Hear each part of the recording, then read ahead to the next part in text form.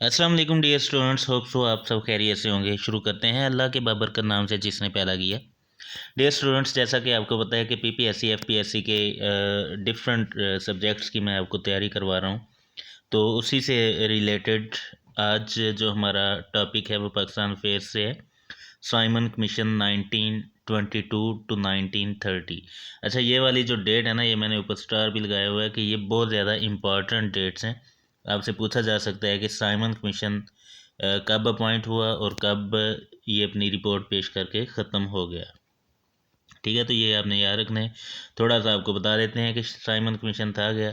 एक कमीशन बनाया British government ने सर जॉन साइमन की ज़ेर निगरानी, और उससे फिर जो है ना नवंबर 1927, ये याद रखना है आपने, नवंबर 1927 में अपॉइंट कर दिया गया सब कॉन्टिनेंट के लिए, बरसगीर के लिए। ठीक है, तो ये आपने याद रखना है। चैनल क्या स्लाइड एक इंटर की है डियर स्टूडेंट्स। आप इस यूट्यूब चैनल को जल्दी से सब्सक्राइब कर लें ताकि आप तक मेरी हर वीडियो बर वक्त पहुँचती रहे और आपका किसी तरह का कोई नुकसान ना हो। आगे देखते हैं हम कि ये जो कमीशन साइमन कमीशन बना था ना, अपॉइंट तो नवंबर कब हुआ था, नवंबर 1927 में ये अपॉइंट हुआ था, लेकिन इसने पहली दफ़ा विज़िट किया था इंडिया को कब, 1928 में, और इसके अंदर टोटल 7 मेंबर्स थे। ठीक है, अब यहाँ पे आपको एक बात बता दूं कि ये 7 के 7 मेंबर जो थे ना, ये ब्रिटेन थे, बरतानवी थे। इनमें कोई भी इंडिया का बंदा नहीं था, इंडियन मेंबर इनमें कोई भी नहीं थे। इंडियन मेंबर जो थे वो कोई भी नहीं थे इसके अंदर। आपसे पूछा जा सकता है कि साइमन कमीशन में इंडियन मेंबर्स कितने थे। ठीक है ना, तो कोई भी नहीं थे। साथ के साथ कहाँ से थे, बरतानवी थे, फॉरनर थे। ठीक है, अब ये वैसे तो बहुत बड़ा जुल्म था, तज़हीक थी इस कौम की, चाहे वो हिंदू हों या मुसलमान हों, क्योंकि था तो सब कॉन्टिनेंट के लिए ये बना। ठीक है, फिर पहला विजिट इन्होंने 1928 में किया, 1927 में जबकि बन गया था। दूसरा विजिट फिर इन्होंने कब किया था, सेकंड टाइम 1929 में। तो ये पूछा जा सकता है कि साइमन कमीशन ने टोटल कितनी बार इंडिया को विजिट किया, तो कितनी बार किया, 2 बार। ठीक है, उसके बाद इन्होंने अपनी रिपोर्ट बनाई।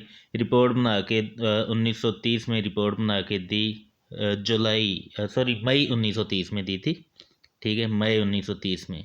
और इसी दौरान मुसलमानों की जो तहरीकें थीं और कांग्रेस की जो तहरीकें थीं, मिसाल के तौर पे नेहरू रिपोर्ट हो गई, और कायदे आज़म के 14 नुकात वाला वो सारा जो था ना, चलता रहा साथ साथ।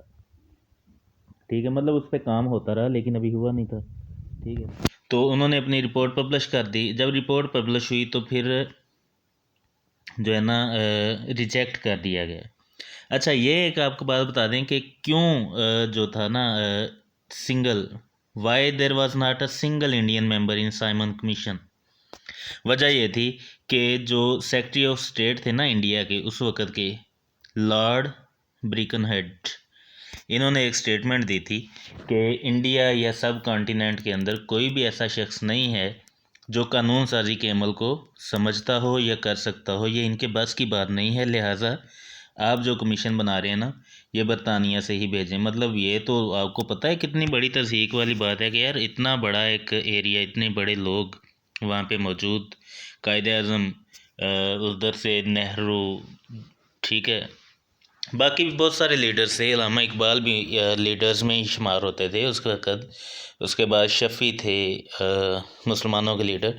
तो एक बहुत बड़ी तज़हीक कर दी कि सब कॉन्टिनेंट में ऐसे लोग मौजूद ही नहीं हैं जो कानून साजी के अमल को देख सकें। लिहाजा जो भी आपने कमीशन बनाना है उधर से ही बनाएं, बरतानिया से।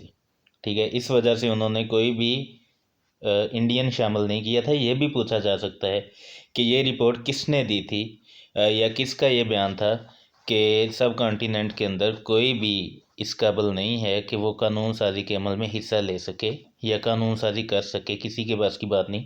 तो आपने याद रखना है इस बंदे को, लॉर्ड ब्रिकनहेड को। ठीक है, अच्छा, रिपोर्ट उन्होंने 1930 में मई 1930 में जो है पब्लिश कर दी। उसके बाद क्या हुआ कि इस रिपोर्ट का बाइकआउट कर दिया गया। किन्होंने किया? सभी के सभी इंडियंस हैं, 9 इंडियन, ठीक ना, किसी ने भी इसे एक्सेप्ट नहीं किया सिवाय 2 लोगों की। ठीक है, वो 2 लोग कौन थे? दोनों के दोनों मुसलमान थे, वो मैं आपको आगे चल के बताता हूँ। अच्छा, क्यों इन्होंने रिजेक्ट किया? क्योंकि इस रिपोर्ट के अंदर, इस कमीशन के अंदर कोई भी इंडियन तो मौजूद ही नहीं था।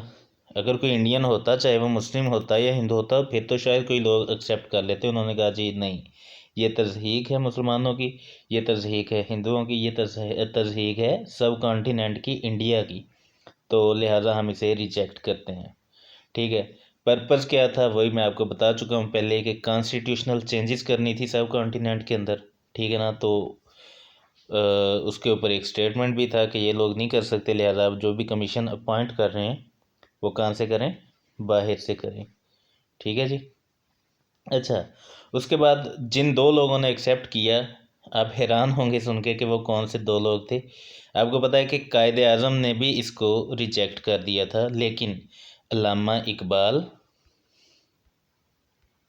और शफ़ी साहब जो थे, चलो शफ़ी साहब का तो बनता था ना कि उन्होंने मुस्लिम लीग छोड़ के अपना एक अलग ग्रुप बना लिया था, लेकिन अल्लामा इकबाल ने इसे क्यों एक्सेप्ट किया, ये आप मुझे कमेंट्स में बताएंगे। अगर आप अपने आप के साथ मुखलस हैं तो आप ज़रूर बताएंगे। ठीक है, तो इन 2 लोगों ने साइमन कमीशन रिपोर्ट जो थी, या जो थी ना, इसे एक्सेप्ट किया था। ठीक है, उसके बाद कायदे आज़म ने एक स्टेटमेंट दी थी इसके ऊपर, जो क्या थी कि जलियांवाला मैस्कर जो हुआ था ना, जलियांवाला बाग में जो कुछ हुआ था, उसके ऊपर उन्होंने कहा था कि जलियांवाला में हमारी जिस्मों को नोचा गया है, और साइमन रिपोर्ट के अंदर हमारी रूह को छल नहीं किया गया है। ये कायदे आज़म की स्टेटमेंट थी साइमन कमीशन के ऊपर। ठीक है, अच्छा, ये 2 लीडर कौन थे ये मैंने आपको बता दिया है। ठीक है, तो टोटल साइमन कमीशन जो था वो यही था, इससे बढ़ के आपने कुछ भी नहीं करना यार। देखें, अगर डीप में जाएंगे ना, जितनी गहराई में जाएंगे तो डूब जाएंगे, नॉलेज बहुत ज़्यादा है। हमने जस्ट स्मार्ट वे में वही करना है जो हमारे हक़ में बेहतर है। ठीक है, तो हमारे लिए बेहतर जो जो चीज़ें हैं वो मैं लेके आपके सामने आ रहा हूँ। यकीन करें, इससे बढ़ के आपसे कुछ नहीं पूछा जाएगा पीपीएससी या एफपीएससी में, जनरल एबिलिटी में, जनरल नॉलेज के अंदर। ठीक है, तो आप इस यकीन के साथ तैयारी करते रहें कि यहीं से आप इंशाल्लाह अपनी तैयारी मुकम्मल करेंगे और टेस्ट क्लियर करना स्टार्ट कर देंगे। जस्ट 3 महीनों की बात है। अपने इस चैनल जी के प्रिपरेशंस को कभी मत भूलिएगा, सब्सक्राइब कर लें। नेक्स्ट वीडियो तक स्टे ब्लेस्ड। अल्लाह हाफिज़।